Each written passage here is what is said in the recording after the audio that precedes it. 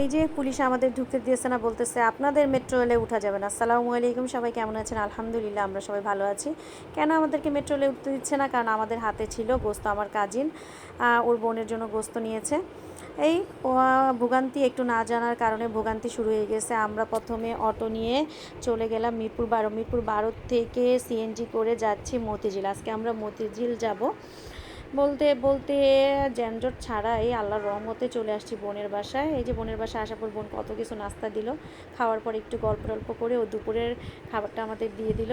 আমি ওর বাসায় প্রায় 16 বছর পরে আসছি। আমি চেয়েছিলাম ওকে না জানিয়ে আসতে, যেহেতু অসুস্থ, কিন্তু যে কারণেই হোক ও জেনে গেছে। জেনে দেখেন কত কিছু রান্না করছে। এই যে টক পাতার ভর্তা, মিষ্টি কুমড়া ভাজি, রোস্ট, 2 রকম গরুর গোস্ত রান্না করছে, ডাঁটা শাক ভাজি, পুঁই শাক ভাজি, এই যে কোপ্তা, ফলি মাছের কোপ্তা করেছে।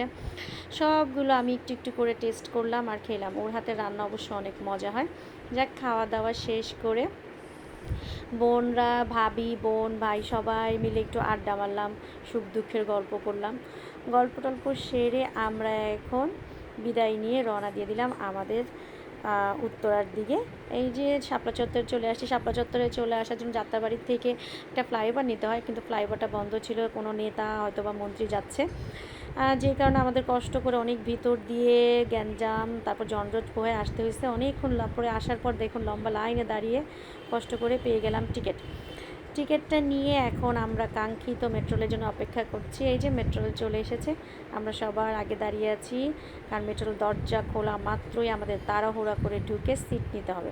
যাক, অবশেষে তাড়াহুড়ো করে ঢুকে সিট পেয়ে গেলাম। আলহামদুলিল্লাহ, আল্লাহ দরবারে শুকরিয়া। এই যে যারা যারা সিট পায়নি তারা চেষ্টা করতেছে সিট নেওয়ার জন্য। ওই বগি হয়তো বা ফিল আপ হয়ে গিয়েছে, এই জন্য এই যে মাঝখানে দরজাটা খুলে ওখান থেকে মানুষজন আসার চেষ্টা করতেছে এই বগিতে। তারপরে যে মেট্রোল ছেড়ে দিল, আমরা খুব সহজে অল্প সময়ে চলে আসলাম উত্তরা। নইলে দেখা যায় ঢাকা শহরের যানজটের জন্য অনেকখানি সময় চলে যায়।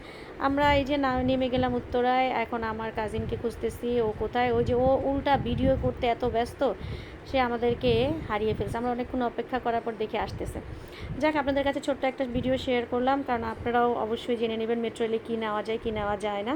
আমার ভিডিওটা যদি ভালো লাগে অবশ্যই লাইক, শেয়ার আর আমার পেজটা ফলো করে আমার সাথেই থাকার চেষ্টা করবেন। আজকে এই পর্যন্ত। যদি আপনাদের কোনো উপকার হয়